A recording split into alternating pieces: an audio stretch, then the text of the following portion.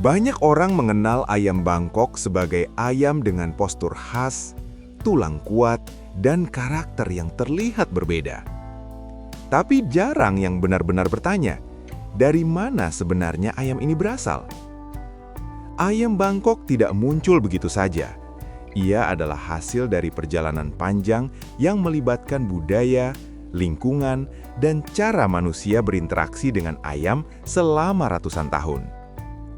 Nama Bangkok sendiri bukan sekadar penanda tempat, tapi simbol dari wilayah yang sejak lama dikenal memiliki tradisi pemeliharaan ayam yang sangat serius. Di kawasan Asia Tenggara, khususnya wilayah yang sekarang dikenal sebagai Thailand, ayam sudah lama menjadi bagian dari kehidupan sehari-hari. Bukan hanya sebagai hewan ternak, tapi juga sebagai simbol status, ketekunan, dan ketelitian. Masyarakat pada masa itu tidak memelihara ayam secara sembarangan. Ayam dipilih, diamati, dikembangkan. Bukan untuk cepat, tapi untuk bertahan lama. Lingkungan tropis membentuk ayam-ayam ini secara alami. Cuaca panas, kelembaban tinggi, dan kondisi alam menuntut ayam yang kuat, adaptif, dan tahan perubahan. Dari sinilah cikal bakal ayam Bangkok mulai terbentuk. Bukan satu jenis ayam langsung, melainkan hasil seleksi alami dan pemeliharaan berulang dari generasi ke generasi. Menariknya, pada masa itu tidak ada istilah standar seperti sekarang. Yang ada hanyalah pengamatan langsung. Ayam yang sehat dipertahankan, ayam yang tidak sesuai tidak dilanjutkan. Proses ini berjalan pelan tapi konsisten. Dan justru karena itulah, ayam Bangkok dikenal memiliki karakter yang stabil. Bukan hasil instan, tapi hasil waktu. Di titik ini, kita perlu memahami satu hal penting. Ayam Bangkok lahir bukan dari satu keputusan besar, tapi dari ribuan keputusan kecil yang diambil manusia dalam waktu yang sangat panjang. Di bagian selanjutnya, kita akan masuk lebih dalam ke peran budaya dan kebiasaan manusia yang membuat ayam Bangkok berkembang berbeda dibanding ayam dari wilayah lain. Dan disitulah ceritanya menjadi semakin menarik. Untuk memahami ayam Bangkok, kita tidak bisa hanya melihat ayamnya. Kita harus melihat manusianya. Di wilayah asalnya, ayam bukan sekadar hewan peliharaan. Ia dirawat dengan perhatian, diamati dengan kesabaran, dan dihargai prosesnya. Pemeliharaan ayam menjadi bagian dari tradisi keluarga. Pengetahuan diturunkan bukan lewat tulisan, tapi lewat pengamatan langsung. Anak belajar dari orang tua, bukan lewat teori, tapi lewat kebiasaan. Bagaimana melihat ayam yang kuat? Bagaimana mengenali ayam yang adaptif? Bagaimana merawat tanpa berlebihan? Disinilah perbedaan utama antara ayam Bangkok dan ayam hasil pemeliharaan instan. Ayam Bangkok tumbuh dalam lingkungan yang konsisten. Tidak dikejar cepat besar, tidak dipaksa seragam. Yang diutamakan adalah keseimbangan. Lingkungan tropis mengajarkan satu hal penting. Ayam yang bertahan bukan yang paling cepat, tapi yang paling stabil. Budaya setempat membentuk cara pandang yang unik terhadap ayam. Ayam yang tenang, berpostur seimbang, dan mampu beradaptasi lebih dihargai daripada ayam yang hanya terlihat mencolok. Proses pemilihan ayam tidak dilakukan sekali, dilihat berulang kali, dari kecil hingga dewasa.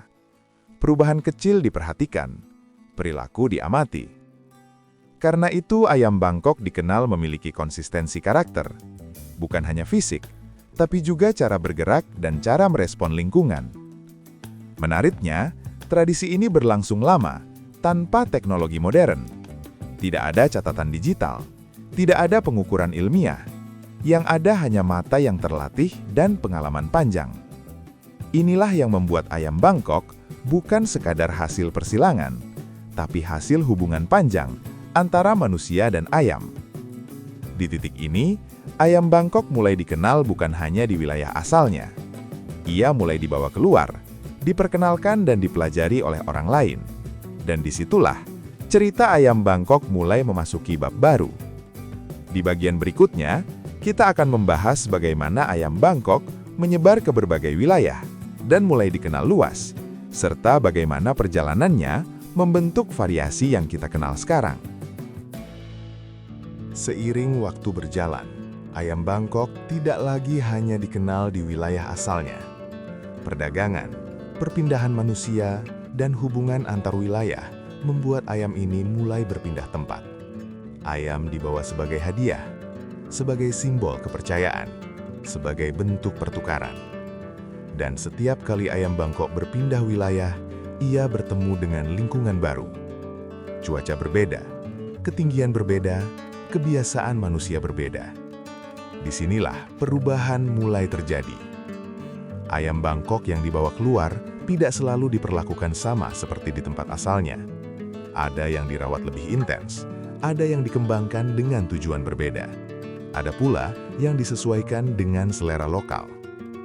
Namun, satu hal menarik terjadi. Meskipun lingkungannya berubah, banyak ciri dasar ayam Bangkok tetap bertahan. Postur yang seimbang, struktur tulang yang kokoh, gerakan yang terlihat efisien. Ini menunjukkan satu hal penting. Fondasi ayam Bangkok sudah sangat kuat sejak awal. Di beberapa wilayah, orang mulai memperhatikan bahwa ayam Bangkok tidak hanya menarik secara fisik, tapi juga mudah beradaptasi. Ayam ini tidak mudah stres, tidak mudah kehilangan karakter hanya karena berpindah tempat. Hal ini membuat ayam Bangkok semakin diminati. Namun disinilah juga kesalahan mulai muncul. Karena semakin populer, banyak orang mulai terburu-buru. Ingin hasil cepat, ingin ciri tertentu muncul lebih dominan, ingin ayam terlihat lebih dalam waktu singkat. Proses seleksi yang tadinya pelan mulai dipercepat. Dan ketika proses dipercepat, risiko pun ikut meningkat. Beberapa karakter alami mulai berkurang, keseimbangan mulai terganggu. Bukan karena ayamnya salah, tapi karena cara manusia mulai berubah. Di satu sisi, ayam Bangkok berkembang dan dikenal luas. Di sisi lain, makna asli dari pemeliharaan yang sabar dan konsisten perlahan mulai memudar di beberapa tempat. Meski begitu, tidak semua wilayah mengalami hal yang sama. Ada komunitas yang tetap mempertahankan cara lama, mengamati ayam dengan tenang, memilih dengan sabar, tidak memaksakan perubahan. Di komunitas seperti inilah, karakter ayam Bangkok masih terasa sangat kuat. Bukan hanya dari tampilan, tapi dari keseluruhan perilaku. Dan dari sinilah, kita mulai mengenal beragam tipe ayam Bangkok yang ada sekarang. Bukan karena asalnya berbeda, tapi karena perjalanan dan perlakuannya yang berbeda. Di bagian selanjutnya, kita akan masuk ke pembahasan yang sangat penting. Bagaimana perubahan cara pandang manusia mempengaruhi arah perkembangan ayam Bangkok, dan apa yang sebenarnya bisa kita pelajari dari sejarah panjang ini untuk pemeliharaan di masa sekarang. Bagian ini akan membuka sudut pandang baru yang sering tidak dibahas orang. Kalau kita tarik garis dari awal, sejarah ayam Bangkok sebenarnya bukan hanya cerita tentang ayam. Ini adalah cerita tentang manusia, tentang kesabaran, tentang cara mengamati, tentang bagaimana waktu membentuk kualitas. Ayam Bangkok tidak lahir dari keinginan hasil cepat. Ia terbentuk dari proses panjang, dari kebiasaan kecil yang dilakukan berulang-ulang tanpa tergesa-gesa. Sejarah ini mengajarkan satu hal penting. Yang kuat itu bukan yang dipaksa berubah, tapi yang diberi ruang untuk berkembang. Ketika manusia memelihara dengan tenang, ayam berkembang dengan stabil. Ketika manusia mulai terburu-buru, keseimbangan mulai terganggu. Dan ini relevan sampai hari ini. Banyak orang ingin ayam terlihat sempurna dalam waktu singkat.